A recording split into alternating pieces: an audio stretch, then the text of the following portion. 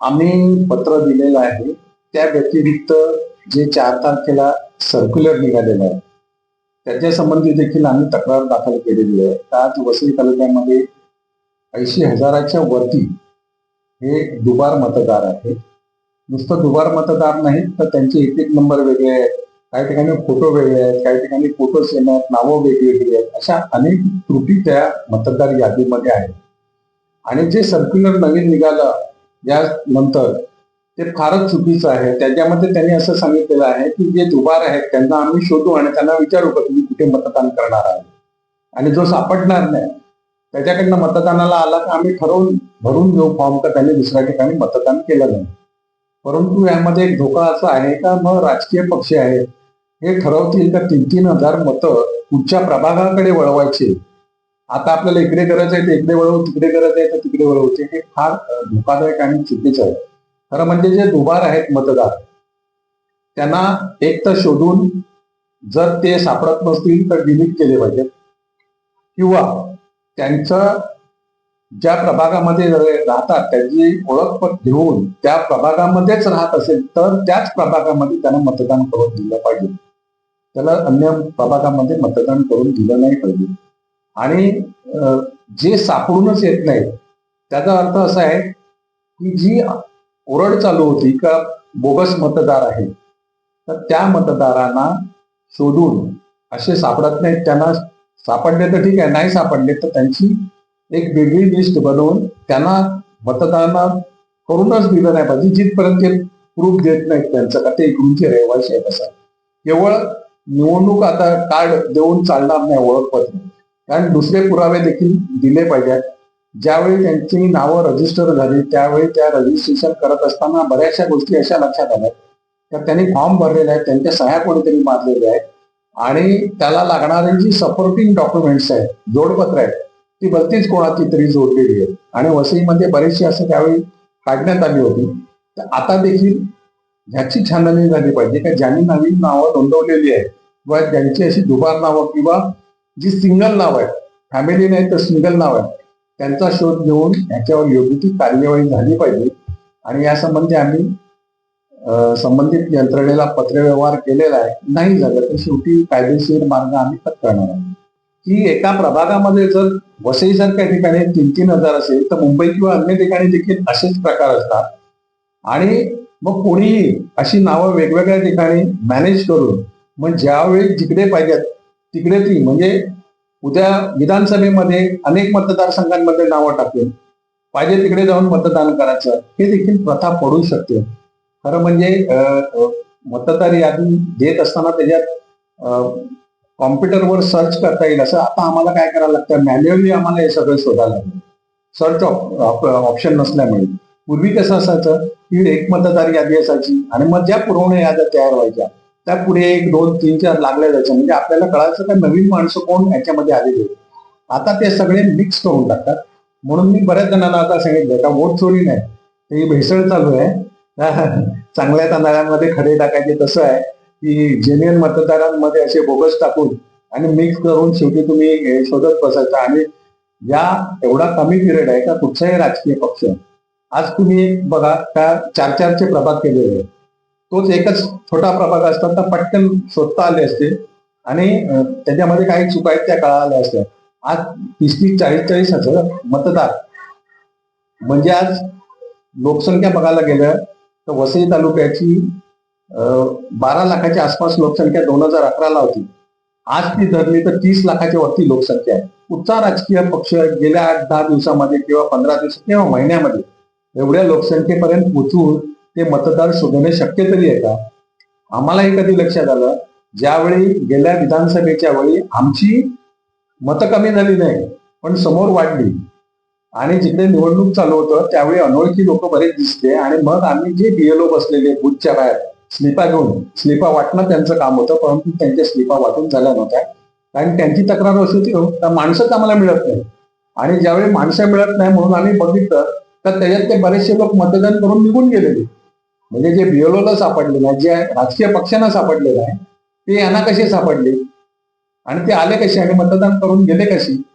साधारण त्या ज्या प्रभागामध्ये मतदान केंद्रावर तुम्ही करतात त्या ठिकाणी 80% जास्ती लोक तुमच्या ओळखीची असतात किंवा ते एकमेकाला कोण ना कोण ओळखत असतात. ही अनोळखी माणसं आली, मतदान केली, निघून गेली. त्यामुळे आम्हाला संशय जास्तीच वाटला आणि म्हणून आम्ही मॅन्युअली चेक करत गेलो जुन्या याद्या, आता नवीन याद्या, आणि त्याच्यामध्ये आमच्या लक्षात आलं की यामध्ये असं झालेलं आहे आणि किमान 3,000 प्रत्येक प्रभागामध्ये अशी डुप्लिकेट नावं आहे, सिंगल नाव आहे, नुसतं नाव आहे, आडनाव वडिलांचं नाव काय नाही मिळत. काही ठिकाणी पीक नंबर वेगळे आहेत, काही ठिकाणी पीक नंबर 1 आहे, नावं वेगवेगळी आहेत. अशा सगळे घोटाळे आहेत आणि जर या त्रुटी दूर करायच्या असतील तर यंत्रणेने काम केलं पाहिजे आणि अशी जी संशयास्पद नावं आहेत तर त्या प्रत्येक मतदाराचा नुसतं ओळखपत्र घेऊन चालणार नाही, तर तिकडे राहण्याचा जो ग्रुप आहे तो देखील चेक केला गेला. बीजेपी कशा पद्धतीने पक्ष प्रवेश करून घेते हे महाराष्ट्राने सगळ्यांना बघितलेलं आहे. त्यामुळे वसई विरारमधली काय वेगळी परिस्थिती नाही. कोणी कुठे गेलं तरी मनाने आपण बरोबर आहे. त्याच्यामुळे आजही आम्ही सांगतो की बहुजन विकास आघाडी आणि त्याचे मित्र पक्ष हे 100% जागा निवडून आणतील. काहीही म्हणजे कुठल्याही ज्योतिषाची गरज नाही, एवढी तयारी मोठ्या प्रमाणात झालेली आहे. म्हणून जर एखाद्या एवढा मोठा राज्यामध्ये आहे, देशामध्ये एक पक्ष आहे, तर त्यांना अशी पळवापळी करायची गरज काय मुळामध्ये. म्हणजे त्यांच्याकडे उमेदवार नाही, त्यांच्याकडे कार्यकर्ते नाही. गेल्या वेळी जे फंडे वापरले गेले होते आता यावेळी ते वापरले जाणार नाही हे त्यांना माहिती आहे. त्यामुळे त्याने हा प्रयत्न चालू आहे, परंतु आम्ही 100% रिझल्ट हा देणार आहे. गेले 5 वर्ष निवडणुका झाल्या नव्हत्या आणि करोनाच्या वेळी एक सर्क्युलर होतो का प्रशासकीय राजवटीमध्ये प्रशासक जो असेल त्याने तत्कालीन जे कोणी महापौर, उपमहापौर, सभापती या सगळ्यांना विश्वासात घेऊन काम करायचं आहे, त्यांच्या विचार विनिमयाने करायचं आहे. 5 वर्षात मला वाटत नाही की या गव्हर्नमेंटनी असं कुठे कमिशनर लोकांना सांगितलं की बाबा तुम्ही असा मिटिंग घ्या आणि काम करा, असं कुठे महाराष्ट्रात त्यांनी केलं नाही. त्याने हम करोसो कायदा केला. आजही वसई तालुक्यामध्ये लोकांना असं वाटतं की सत्ता ही बहुजन विकास आघाडीचीच आहे आणि त्याच्यामुळे यश अपयश याचे धनी हे बहुजन विकास आघाडीचे आहे. आणि हे जे बहुजन विकास आघाडीचे विरोधी पक्ष आहेत ते देखील जनतेला काही ठिकाणी अशी दिशाभूल करतात. जसं देशामध्ये नेहरूंचं नाव घेतलं जातं तसं बहुजन विकास म्हणजे वसईमध्ये हितेंद्र ठाकूरांचं नाव घेऊन बाबा करत असतात. परंतु त्यांना हे माहित नाही की हितेंद्र ठाकूर ज्यावेळी आमदार झाले त्यावेळी वसई तालुक्याची काय परिस्थिती होती, किती MLD पाणी होतं आणि आज किती MLD पाणी वाढलं आणलं. त्यावेळी रस्त्याची रुंदी किती होती, लांबी किती होती, आज किती झाली. अशा कितीतरी योजना जे इकडे स्थानिक आहेत त्यांना माहिती आहे का काय होतं आणि काय आणलेलं आहे. परंतु दिशाभूल करण्याचं काम केलं जातं.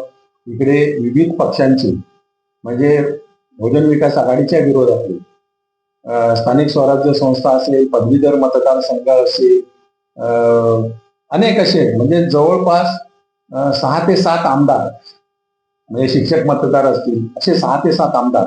आणि पूर्वी वसई तालुक्यातला मॅक्झिमम भाग हा वाडा मतदारसंघात असायचा. त्यावेळी बीजेपीचेच आमदार तिकडे असायचे, खासदार बीजेपीचे असायचे. एक टर्म सोडली तर 35 वर्षात त्यांचेच आमदार आणि खासदार मॅक्झिमम होते. परंतु त्यांना दोष न देता फक्त हितेंद्र ठाकूरांवर बिल फाडायचा असं त्यांचं कार्य आहे. परंतु जे जुने लोक आहेत त्यांना माहिती आहे वसई तालुका काय होता आणि कसा विकास हितेंद्र ठाकूरांनी करून घेतला. पाण्याचे योजना कसे आणल्या, रोड रस्ते पावसाळ्याच्या आधी कसे रिपेअर केले जायचे, कशा प्रकारे काम केलं जायचं हे लोकांनी बघितलेलं आहे. आज तुम्ही जर रस्त्याची किंवा अन्य दशा बघितली तर आज आपलं 3,000 कोटीचं पण बजेट नाही मिळत. एक मुंबई महानगरपालिकेचं 50,000 कोटीचं बजेट आहे. युतीचंच सरकार होतं म्हणजे त्याच्यात बीजेपी देखील सामील होतं. बाजूला पालघर आहे, डहाणू आहे, ठाणा आहे. या सगळ्या ठिकाणी एवढं मोठी प्रमाणामध्ये बजेट असून देखील आज देखील तिकडूनची रोडची परिस्थिती बघितली तर आपल्यापेक्षा वाईट आहे. बऱ्याचशा गोष्टी नाही, पालघर जवळच आहे, तुम्ही सगळेजण जातात, वाईट परिस्थिती आहे. परंतु सगळ्यांना ओरडायला एकच आहे, वसई तालुका आहे, हितेंद्र ठाकूर आहे. कारण शेवटी काम करतो त्याच्याकडनं अपेक्षा केल्या जातात. त्यामुळे जे हितेंद्र ठाकूरांचे विरोधक आहेत त्यांच्या देखील अपेक्षा हितेंद्र ठाकूरांकडनं आहे आणि शेवटी नवीन आलेल्या माणसाला दिशाभूल करून मतं मिळवण्यासाठी एक त्यांचा प्रयत्न असतो आणि त्यातलाच हा प्रकार मत चोरीच नाही तर मतामध्ये भेसळ करायची आणि स्वतःची डुप्लिकेट नावं वाढवून काम करायचं हे त्यांनी गेल्या वेळी दिली. आमची कुठेही मतं कमी झाली नाही. उलट तुम्ही लोकसभेला आणि नंतरच्या ह्याच्यामध्ये तुम्ही बघितलं असेल की मशीनची मतं आणि प्रत्यक्षात मतपत्रिकेवर जी झाली मतं आली त्याच्यामध्ये बहुजन विकास आघाडीला मतं जास्त होती. त्यामुळे हे सगळे खंडे ते वापरतात. आता बघूया यावेळी काय फंडा वापरतात, परंतु त्यांचे सगळे रस्ते आम्ही यावेळी बंद केलेले आहेत. त्यांची संपूर्ण नाकाबंदी केलेली आहे. त्यामुळे आता त्यांच्या पायाखालची वाळू घसरल्यामुळे आता अशी ही पळवापळी हे नवीन नाटक त्यांनी चालू केलेलं आहे. परंतु त्याच्यात काही केलं तरी बहुजन विकास आघाडी आणि त्यांचे मित्र पक्ष 100% विजयी होतील यात मात्र शंका नाही.